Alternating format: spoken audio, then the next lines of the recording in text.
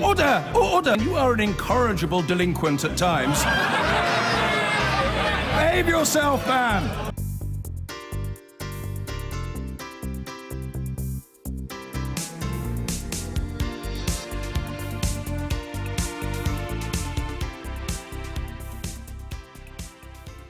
First tonight, when the UK voted to leave the EU, there were concerns about what that might mean for the City of London.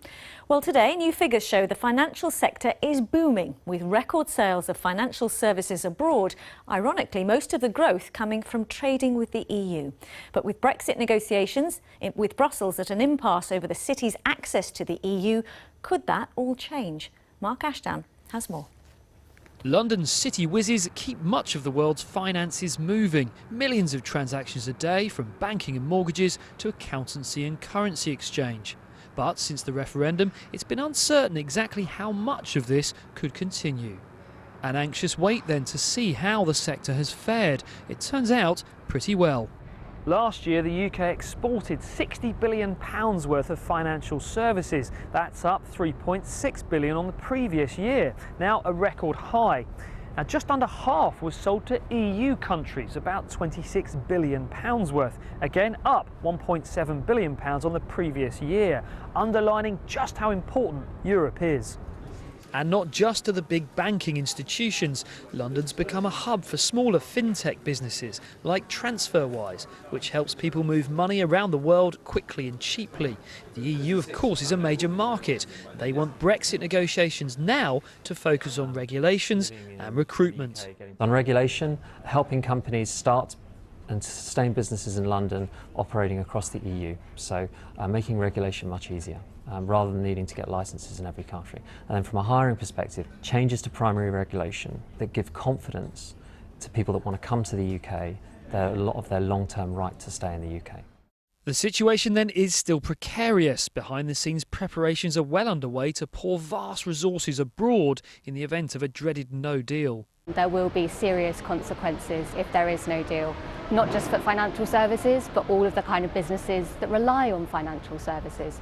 Absolutely 100% vital that we get a good deal, not just for the UK, but for consumers and businesses on both sides of the channel. There is quiet confidence that the clout of the city and the mutual benefits will see sense prevail. I hate to use the analogy of divorce, but you can have a good divorce and a bad divorce. If you think about the children, you get a better outcome, right?